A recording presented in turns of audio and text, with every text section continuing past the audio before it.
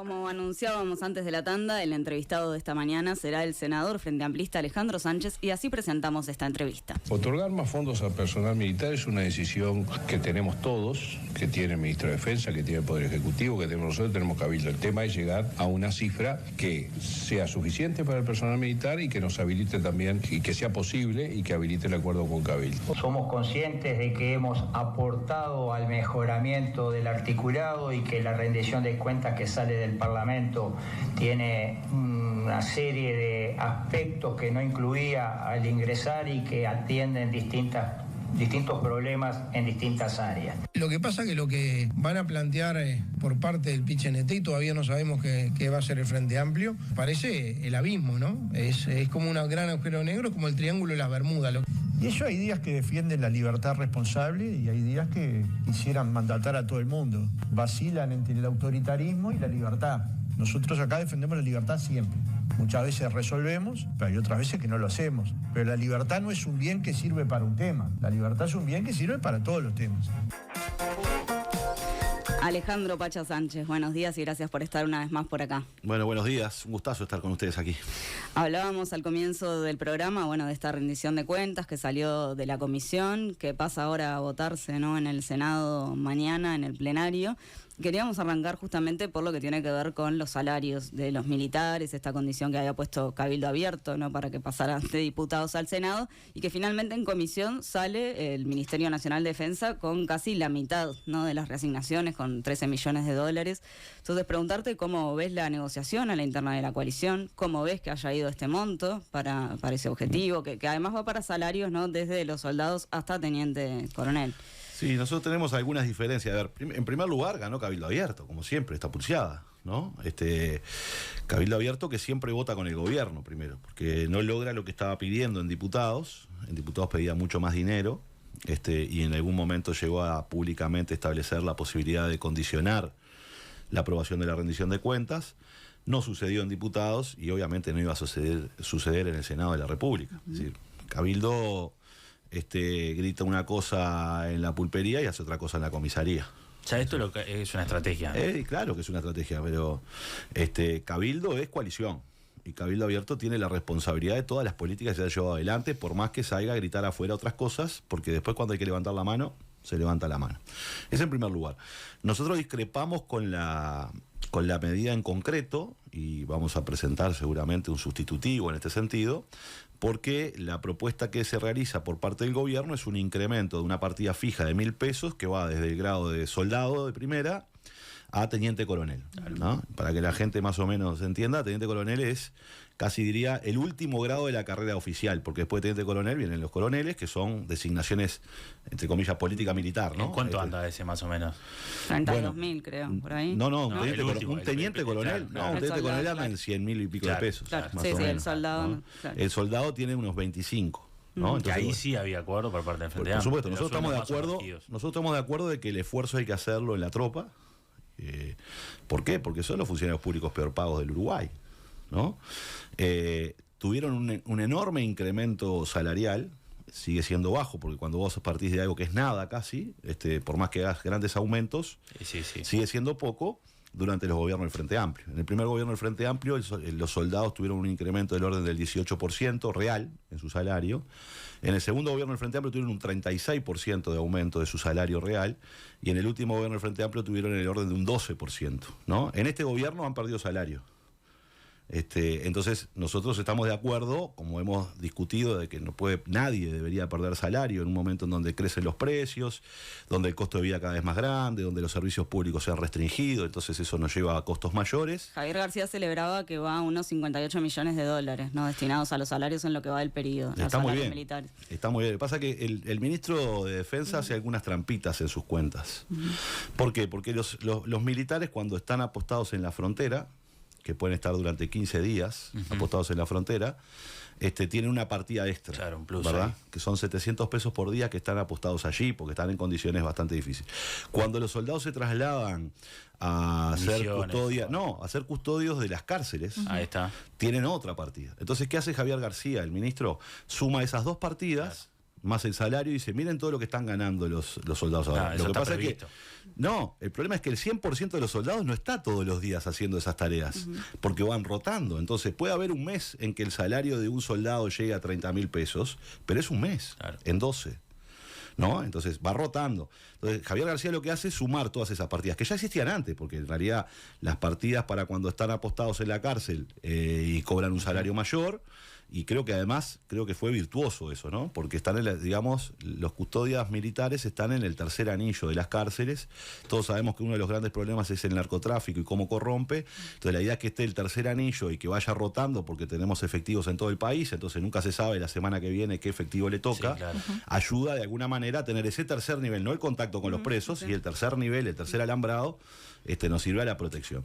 Ahora bien, entonces, nosotros estamos dispuestos a acompañar una medida que vaya... Para nosotros era claro decir, bueno, aumentar los salarios de los militares y de la tropa, pero también hacerlo de las becas. O sea, no es una sola cosa. Para Cabildo era una sola cosa, y después terminar defendiendo también para Cabildo la idea de que el aumento sea para los oficiales, ¿no? Cuando en realidad, si hay recursos, deberíamos concentrarlos en los que menos tienen, en ese caso, y podría ser una partida mayor que representaría un porcentaje mayor para los soldados.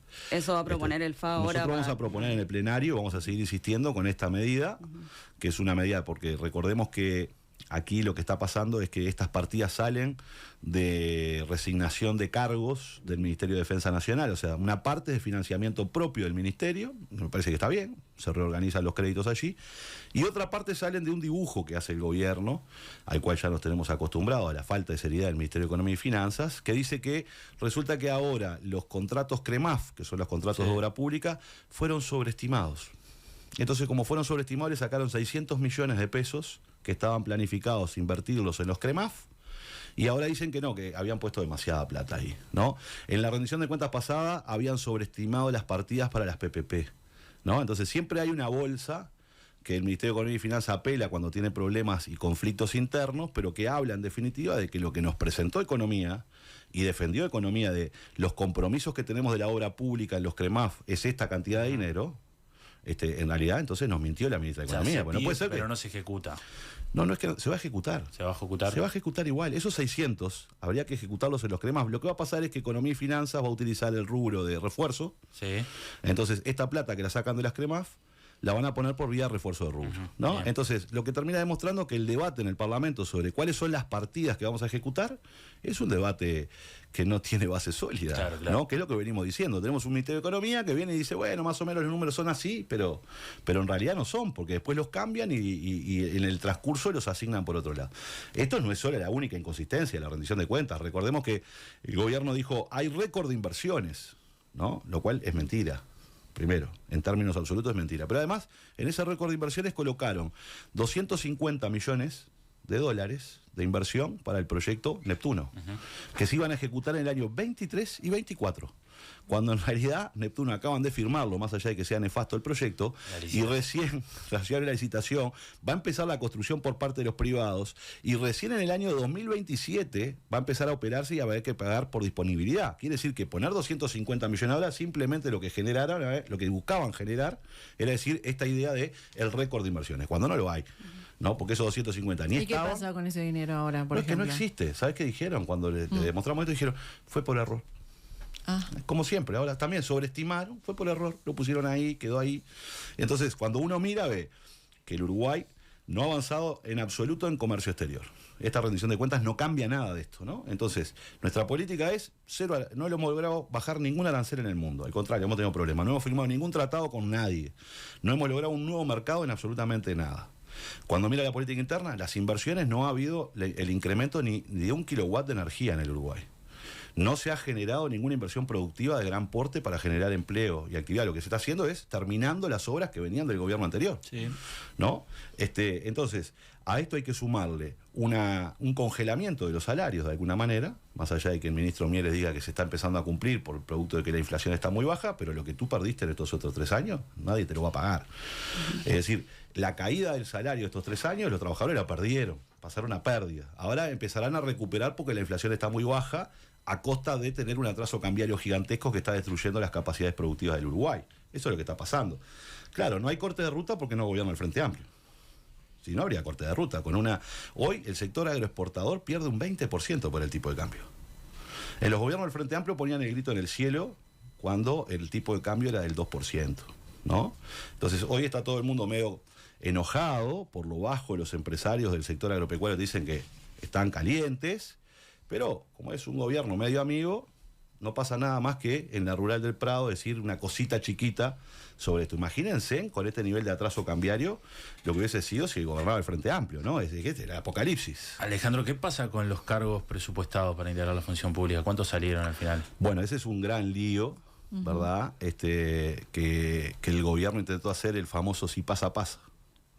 El artículo 55 de la rendición de cuentas, que se aprobó en la Cámara de Diputados, establecía que podían ser presupuestados en todos los ministerios aquellos funcionarios que hubieran pasado por Uruguay Concursa, que tienen contratos, no son funcionarios públicos, pero tienen contratos, que hubiesen pasado por Uruguay Concursa, que es la ventanilla única. Mérito y competencia. Exacto, Uruguay Concursa, o organismos de cooperación internacional o nacional, esto es el PNUD, organismo, o la CND, etcétera, etcétera, que hicieron algún proceso de concurso y tienen un contrato privado con el Estado, pero no es un contrato de función pública. Es decir, entonces lo que planteaban era presupuestarlo porque estaban desempeñando tareas propias de un funcionario público permanentes, y por tanto la lógica es presupuestarlo, porque es verdad, el Estado tiene que tener para las actividades que hace siempre funcionarios públicos, punto, que sean inamovibles, no que sean funcionarios de los gobiernos. Pero en lo que se aprobó en la Cámara de Diputados, solo con los votos de la coalición, porque el Frente Amplio no acompañó ese proyecto, decía o similares. Es que te lo deja abierto eso. Entonces, lo similar es el dedo índice. Claro. ¿No? O sea, hay concurso por Uruguay Concursa, hay concurso por organismos nacionales de cooperación o internacionales o similares. ¿Qué es similares? Es que yo elegí a los míos y los puse adentro. Claro. ¿No? Y entonces esa es nuestra discrepancia cuando dijimos, bueno, el gobierno está en retirada, se va y deja todos los suyos adentro. Después hay otros artículos. Hay un artículo de ACE que habilita a crear 2.400 cargos para regularizar las comisiones de apoyo. Y después, ¿eso lo votó el FA? No. No, nosotros no votamos ninguno de esos artículos. ¿Y el caso del MIDES, por ejemplo? Que era No, el del MIDES está contemplado en el 55 y que ahora le voy a contar lo que terminó pasando. Por eso dijimos, es inaceptable que me pongas o similares. Nosotros o similares no votamos. Si la gente pasó por un proceso concursal, nos parece bárbaro que ingrese al Estado, porque ahí hubo un concurso y pronto, la gente compitió de alguna manera. Una consultora privada que se contrató. No importa, pero que haya un proceso de concurso, que hubo un llamado, que la gente se presentó, evaluaron sus currículos, hizo una prueba, entró, le dieron un contrato y ahora está bien que quede permanente en el Estado. Fantástico. Ahí está el caso de los famosos del MIDES. Claro. Entonces lo que terminó pasando es que a partir de nuestra denuncia primero se retiraron las hojas y posteriormente hubo un proceso de negociación en donde lo que quedó del artículo 55 es todo eso que yo le conté, ¿no? Y lo que dice, y procesos concursales, ¿está? Entonces nosotros con eso lo podemos agotar. Porque en definitiva, después habrá que controlar que no te metan por la ventana gente que no tenía que entrar, que no pueda acreditar que participó de un concurso, ¿no? Eso es un tema de contralor, no es un tema de la ley. Pero la ley quedó claro que tienen que haber procesos concursales. Si hay procesos concursales y tú estás cumpliendo tareas permanentes y estás contratado en el Estado, podrás ser regularizado. Y el proceso de regularización será mediante una comisión, donde estará la Oficina Nacional de Servicio Civil, las oficinas de recursos humanos de cada ministerio, y evaluarán esas situaciones y irán dando cuenta además a la Asamblea General. En esas pasó condiciones, con el caso del Ministerio de Ambiente? El Ministerio de Ambiente va por fuera, porque ahí están de alguna manera queriendo contratar a personas que primero no tienen ni siquiera una antigüedad en el Estado, que entraron hace 5 meses. ¿No? Entonces, por eso requería el Ministerio de Ambiente, ACE y alguna otra cosa que había en la vuelta, artículos distintos, y no estaban contemplados en el artículo 5 de funcionarios públicos. Y nosotros hemos votado en contra de esos artículos, ¿no? Incluso el sindicato ha sido muy claro en ese sentido, incluso hay procesos que son, digamos, llaman la atención muchísimo, ¿no? Hay una ex candidata a intendente de La Valleja que, por producto de ese artículo, el 366, podría quedar contratada como presupuestada permanente en el Ministerio de Ambiente por ese artículo, ¿no? Entonces eso es lo que está mal. Que el Estado tenga, yo quiero con esto defender algo muy claro. Esto pasó en Salto Grande y pasó en muchos lugares. El Estado tiene que tener conducción política, porque la gente vota un partido o vota un conjunto de partidos para que lleve adelante un programa de gobierno. La conducción política del Estado son los cargos de confianza. Son los que llevan adelante la política de un programa de gobierno que lo llevó a la ciudadanía y la ciudadanía lo refrendó para que lo llevaran adelante. Pero solo cuánto dura ese gobierno. solo cuánto dura ese gobierno. Otra cosa son los funcionarios de carrera. Claro, eso es otra cosa. Que por eso está muy bien en Uruguay que sean inamovibles. No quiere decir que no puedan ser destituidos si no cumplen con su función. Pero son inamovibles porque el Uruguay de la década del 50 es muy parecido al Uruguay de la década del siglo XXI en las intendencias blancas, ¿verdad? Llega un intendente y trae todo lo suyo, los contrata a todos, trabajan para él, ¿verdad? Y después se va y los echa. No, en la intendencia blanca los echan, los traen, los ponen. Porque la mayoría de las contrataciones de las intendencias blancas son designaciones directas, que van y se cambian cuando se quieren. Y el Estado tiene que tener funcionarios públicos que no respondan a los partidos. Porque el Estado es de todos nosotros. El gobierno que está 5 años es circunstancial, pero el Estado es de todos nosotros. Y los funcionarios públicos tienen que cumplir funciones para el Estado. Y por eso se estableció esa norma que estableció la movilidad, porque si no antes cambiaban los gobiernos y cambiaban todos, ¿no? Entonces, bueno, eso es lo que nosotros estamos defendiendo, y defendimos y vamos a defender siempre como principio. Para ingresar al Estado de manera permanente, es decir, un funcionario público inamovible, tiene que haber habido un proceso de concurso. Hay otro tema que queremos consultarte, porque en unos minutos vamos a conversar con William Rosa, presidente de la Asociación de Magistrados Fiscales, es ese artículo que inhibe a ex fiscales y asesores y letrados de ejercer su profesión como abogados. Un despropósito ese artículo. Pero es bien de lo que hace este gobierno, que actúa con odio. Porque en realidad están inspirados en cierta manija u odio de algunas personas, ¿no? Acá ha habido un ataque muy fuerte por parte de actores del gobierno hacia la Fiscalía. Yo creo que el gobierno tiene miedo porque es el gobierno de los acomodos, el gobierno de los amigos y el gobierno de los escándalos. Los niveles de corrupción han crecido enormemente, lo vemos todos los días. Y lo que se está tratando de hacer es erosionar una institución que es la que persigue los delitos por las dudas si los persiguen a ellos, ¿no? Esto es lo que está pasando hoy en el Uruguay, hay que denunciarlo, porque yo veo actores claves del gobierno, que son tercera línea de sucesión presidencial, por ejemplo, todos los días hostigando a la Fiscalía. Todos los días, más otros senadores hostigando. Vos podés discutir los fallos de la justicia o los fallos de los fiscales. Está bien. Ahora, otra cosa es cuando vos hostigás, porque en realidad lo que estás teniendo es tratando de erosionar nada más ni nada menos una institución tan importante. Claro. Y en este caso, es espantoso ese artículo, hasta por su fundamento, porque dijeron que su fundamento era Jorge Díaz, que no lo abarca ese artículo. ¿Por qué? Porque la ley es a futuro. Claro. Entonces, primero no lo abarca y hablan justamente de esta erosión que quieren generar, como que el doctor Jorge Díaz, ¿verdad?, tuvo una orientación cercana al Frente Amplio y por tanto protegió al Frente Amplio. Yo me pregunto, bueno, pero ¿no hubieron casos de presunta corrupción y se procesó y se llevó adelante en los gobiernos del Frente Amplio y nadie impidió que eso sucediera? En todo caso, los que han impedido que sucedieran algunas cosas, retaseando información, no permitiendo que llegara el celular, no entregando el celular de Astesiano, salvo que se excluyeran los chats con el presidente, ha sido este gobierno, ¿no? Entonces, bueno, vayamos al artículo. ¿Qué dice el artículo?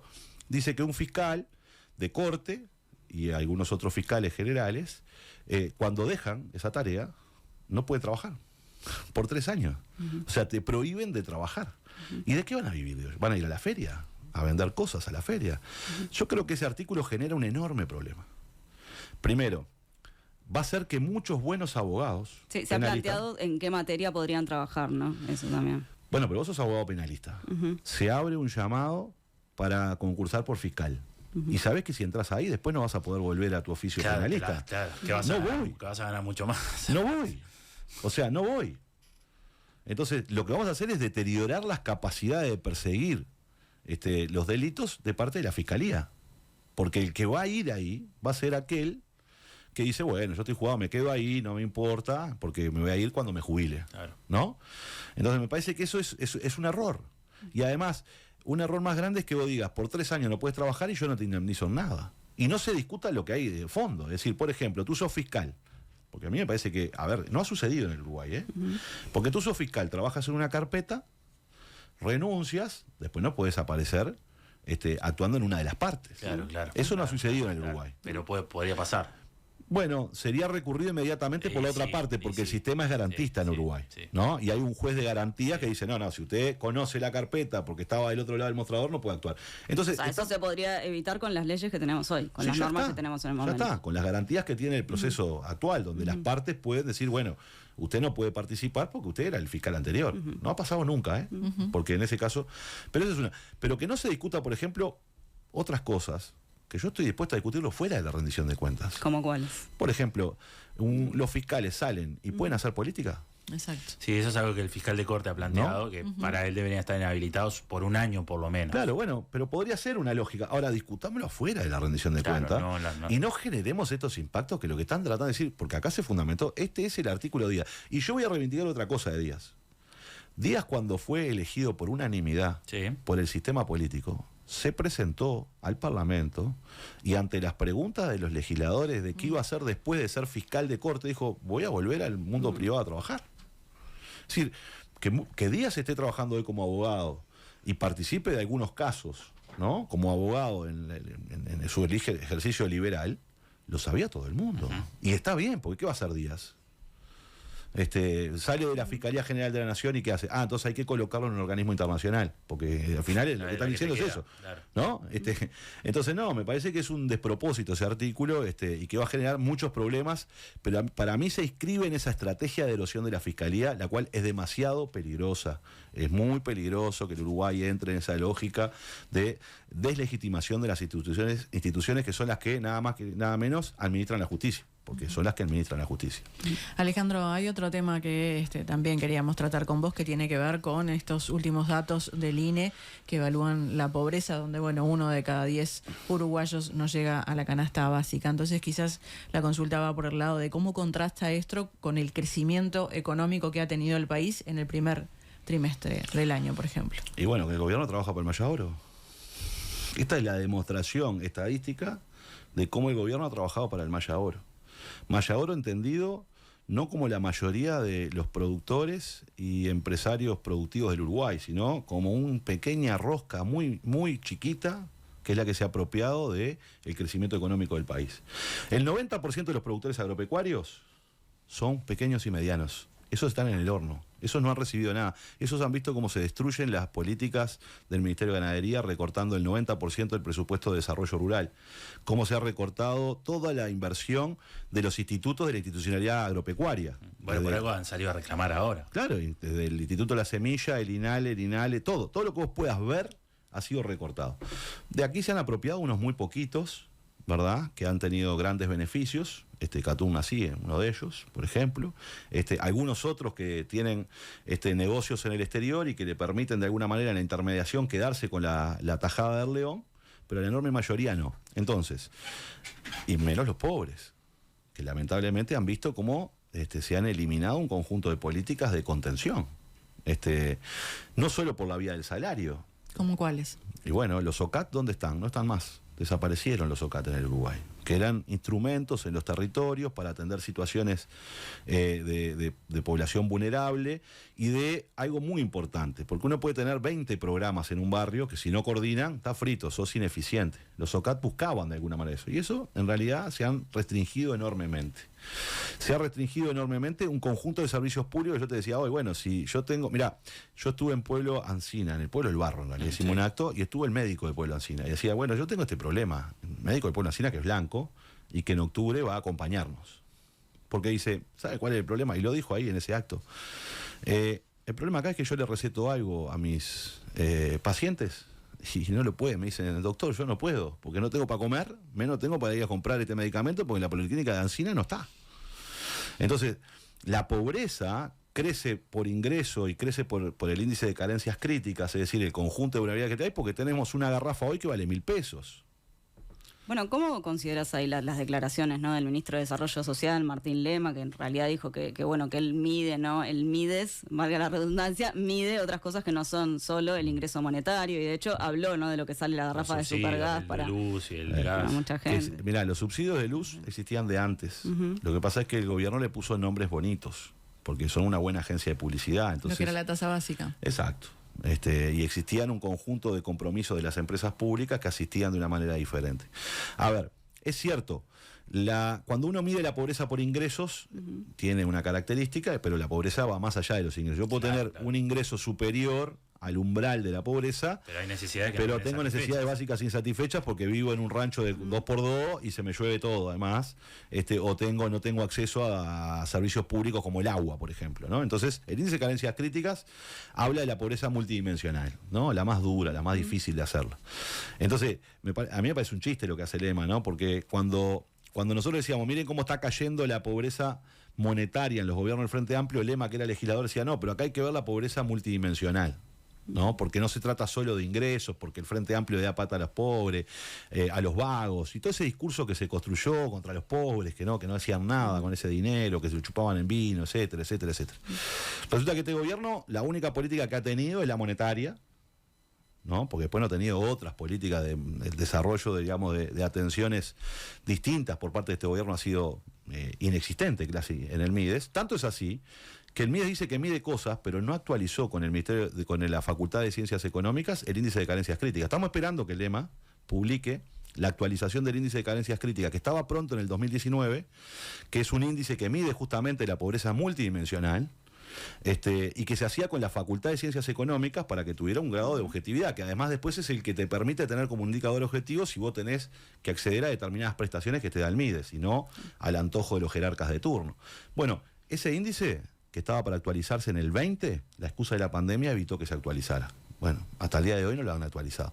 Pero además, lo que intenta hacer Lema es decir, bueno, lo que dice el INE de la pobreza ahora monetaria no es tan así, porque el INE no mide todo. Bueno, pongámonos de acuerdo en una cosa, que la democracia requiere de un punto claro de diálogo. Los datos son siempre los datos. Siempre los datos pueden ser parciales, ¿no? Por ejemplo, en la evaluación de la inflación en nuestro país y de los precios, ingresan, por ejemplo, el 5 de oro, que se evalúa como uno de los puntos y uno de los ítems para ver si aumentó el IPC o no aumentó el IPC, que es lo que mide todo. Y vos podés decir, bueno, el 5 de oro, bueno, sí, es parte de la canasta de servicios. Sí, claro. Ahora, la única forma de medir y comparar es que siempre midas igual, claro, por más imperfecta que sea la medición. Ahora, lo que hace el lema es decir, la medición del INE no es tan así porque yo la mido como la mía, es brava esa, porque entonces cada uno tiene su dato, eso es mi ley.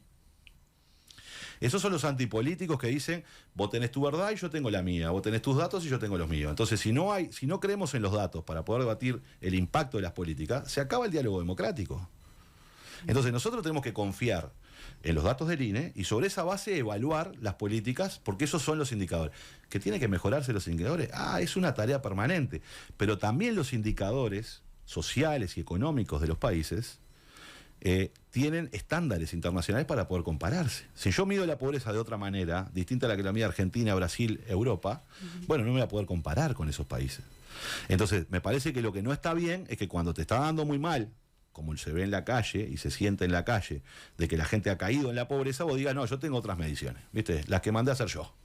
Y a mí me da mucho mejor, por supuesto, ¿no? En realidad lo que ha pasado es que la pobreza creció, que los trabajadores pobres crecieron, es decir, trabajan y son pobres, y que hay más de 100.000 compatriotas que pasaron a ganar menos de 25.000 pesos de los que había en el 2019.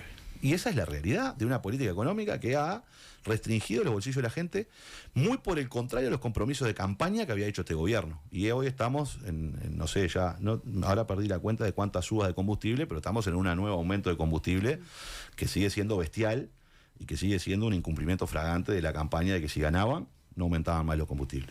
Alejandro, otro tema para otra entrevista, pero aprovechando que te tenemos por acá, porque fuiste crítico con este tema, recientemente se da la fuga de 2 narcotraficantes, obviamente hay una adulteración de documentos, Juan Antonio González Vica, Miguel Ángel Leal da Costa, el sistema judicial tiene algunos errores ahí, se encontró una red que tramaba y armaba todo esto, pero fuiste crítico obviamente con la gestión de Heber, en que le pasa la pelota y le pasa la responsabilidad al Ministerio Público, a la Suprema Corte de Justicia, incluso hasta pidió una reunión con la justicia. A ver, el problema de Heber es que él intenta denodadamente decir que no tiene nada que ver, con nada. Y yo digo, ¿para qué es el ministro del Interior, que entre otras cosas es el ministro de Seguridad? Y hemos tenido un incremento de la violencia en nuestra sociedad, un incremento de los homicidios, y Heber siempre trata de justificarlo de alguna manera. ¿Recuerdan todos ustedes que la solución a los problemas de la seguridad pública era la LUC? Nosotros iniciamos una juntada de firmas y un plebiscito, este fue un referéndum, sí, para derogar algunos aspectos, y nos decían, si esto se deroga, se viene abajo la política de seguridad y vamos a vivir peor. Bueno, no se derogó, y la solución no era la LUC. En realidad el gobierno no tenía herramientas. Heber ha presentado como 5 planes distintos para atenderla, y creo que cada todos los meses tiene un plan nuevo Heber. En este caso estamos en presencia de la penetración del narcotráfico en niveles que nos deberían alarmar a todos, ¿no? Porque si están falsificando informes, si están comprando o no determinados operadores judiciales o operadores policiales, nos tiene que llamar a alarma a todos. Lo primero que debería hacer Hebel es tener un poco más de humildad y decir que no sabe cómo salir de este lío. No sabe porque en este lío nos metió él, ¿verdad? Porque acá la ley de urgente consideración bajó los controles del lavado de activos, porque la ley de urgente consideración hizo que el negocio, el narcotráfico para lavar su dinero fuera un poco más eficiente, porque en realidad se rompió un criterio que era colocar a los mejores policías y mejor formados profesionalmente al frente de las direcciones de policía, y acá lo que hicieron es volvieron los amigos incluso algunos que con pasados muy dudosos que terminaron en las destituciones que hay y en las denuncias y en las comparecencias de algunas altas jerarquías policiales involucradas en escándalos. Bueno, todo eso nos ha traído hasta aquí. Y yo estoy muy preocupado, como la gente está preocupada, porque cuando el narcotráfico penetra instituciones, estamos en un problema. Estamos en un problema. Y lo que tenemos que hacer es, lo primero que nada, asumir que para salir de este problema hay que blindar algunas cosas. La policía, la justicia, el sistema político. El sistema político. Y para hacer eso hay que tener grandes acuerdos, pero para eso hay que reconocer que fracasaste. Y de nuestro lado, por supuesto, no estamos para hacer leña del árbol caído, porque este es un problema grave del Uruguay. Yo estuve conversando con el comisionado parlamentario Petit, en el cual también le falsificaron algunos informes. Sí, claro. ¿No? Entonces, bueno, ahí es necesario que construyamos un gran acuerdo con este tema, que tiene que tener muchos componentes, muchos, no solo el policial, no solo estos componentes, tiene que tener una mejora en los controles del lavado de activos, tiene que tener la incorporación de nueva tecnología en el puerto de Montevideo, en nuestros puertos, para que no sean un colador, tiene que ver con que estén operativas las OPB de la Armada para controlar nuestro mar territorial, tiene que ver con que la Fuerza Aérea tenga algún avión operativo, no porque vayamos a derribar una avioneta narco, sino porque si los narcos saben que no tienen nada para volar, pueden entrar a cualquier momento. Mire, la Fuerza Aérea Uruguaya tiene un solo avión de intercepción en orden de vuelo. Y es un avión que no tiene radar arriba. No te sirve. Entonces, bueno, son cosas que hay que hacer, porque la pelea contra el narcotráfico es una pelea integral. Y después viene otro paquete mucho más fuerte, que es cómo cambiamos en términos urbanos, porque si nosotros seguimos teniendo el nivel de exclusión que tenemos en los asentamientos del Uruguay, que no son solo de Montevideo, aunque están la mayoría en el área metropolitana, obvio, ahí la ley del narco es mucho más fuerte porque es la única que te permite, aunque sea por un momento, tener las pipas NAI. Entonces nosotros tenemos que trabajar fuertísimo ahí. Tenemos que resolver los problemas de pobreza, tenemos que tener la presencia del Estado, tenemos que generar políticas diferentes. No es solo construir casas, también es construir casas y parques de integración, como fueron el SACUDE, como fueron otros que tendrían que ser mucho más grandes. Nosotros teníamos un proyecto que llamaba el proyecto 7 Zonas. Creo que hay que retomar esas cosas. Hay que retomar que la policía está por la vida y la convivencia. Hay que retomar que en la vida y la convivencia tenemos tareas, la sociedad civil, los empresarios, los sindicatos y también la policía. Es decir, ahí tiene que haber una política integral que permita salir de esa situación de exclusión en la que están cientos de jóvenes, resolver el problema carcelario que tenemos hoy, que es de hacinamiento absoluto, en donde mandan los narcos, porque las deudas que se generan en la cárcel se pagan afuera, ¿no? Entonces, hay que dar una lucha frontal contra el crimen organizado, pero implica no solo decir arenga policial, que es lo que hace Hebel, implica tener una política. Y tener una política implica resolver algunos problemas sociales, generar mucha más inteligencia, generar instrumentos de control en las aduanas, en los puertos, en los aeropuertos, en el territorio nacional, tener capacidad de las Fuerzas Armadas de poder controlar y monitorear nuestro espacio aéreo y nuestro espacio marítimo, ¿verdad? Y además tener represión policial en donde hay que reprimir, que es en el grande. Tenemos un último tema, Alejandro, que es el plebiscito de la reforma de la seguridad social. ¡Qué lío! ¡Qué lío para el Frente Amplio también! Que bueno, que está con esto de la libertad de acción. Fernando Pereira planteó justamente, ¿no?, en principio esta opción, pero claro, hay que ver ahora, estaba el Frente Amplio viendo qué marcos, ¿no?, va a tener esa libertad de acción. Entonces, ahí la consulta es, ¿te parece que el FA tiene que tomar una postura y de todas maneras dar libertad de acción?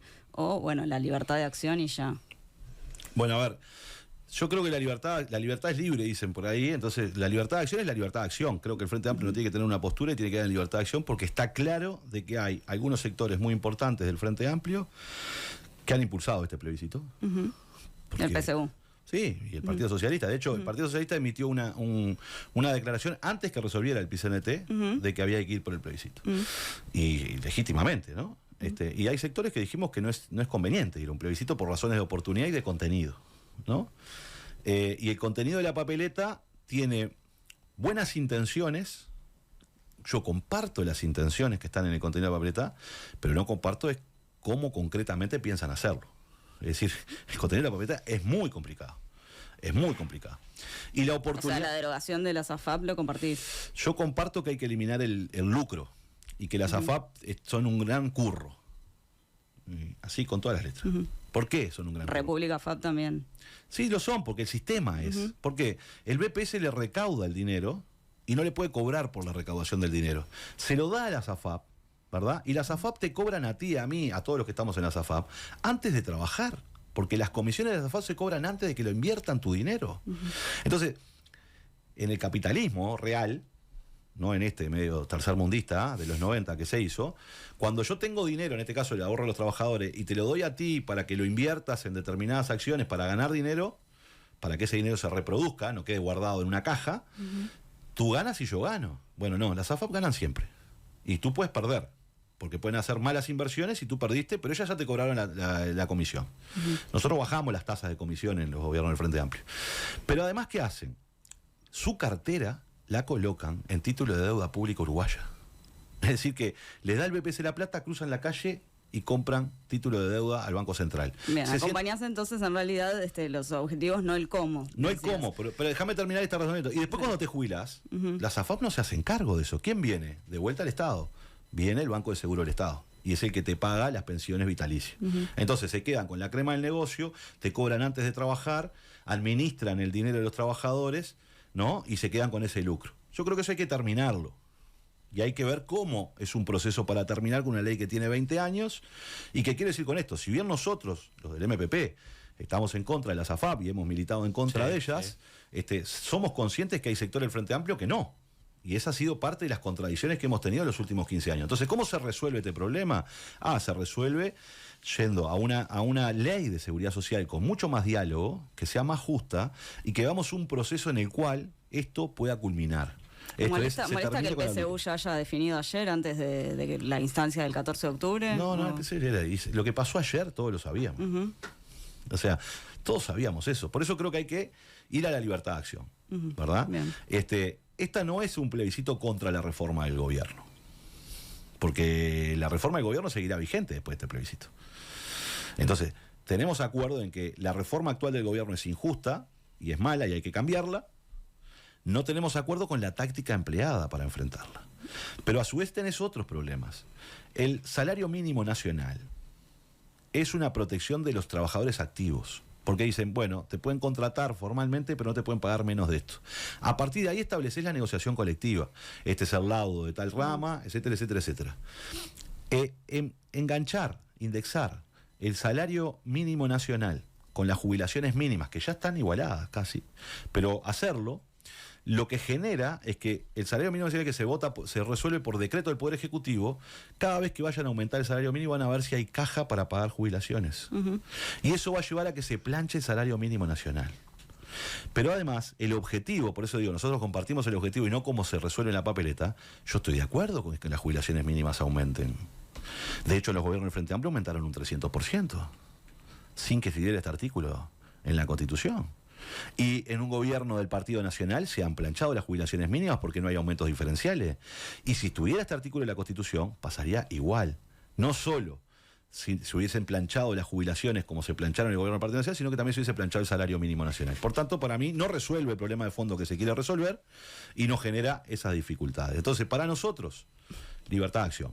Libertad de acción es que cada uno haga lo que su conciencia le indique, pero lo que tenemos que cuidar es ni que los que estamos en una posición diciendo es un error de oportunidad y de contenido de lo que está en el plebiscito, nosotros no estamos en contra de los trabajadores. Estamos a favor de los trabajadores en el proyecto global. Y los que están en esta reforma no es que son unos locos sueltos, ¿verdad? Aunque yo discrepe con los contenidos que están allí. Alejandro Sánchez, muchas gracias por esta mañana en Nada que Gracias a Perder. ustedes.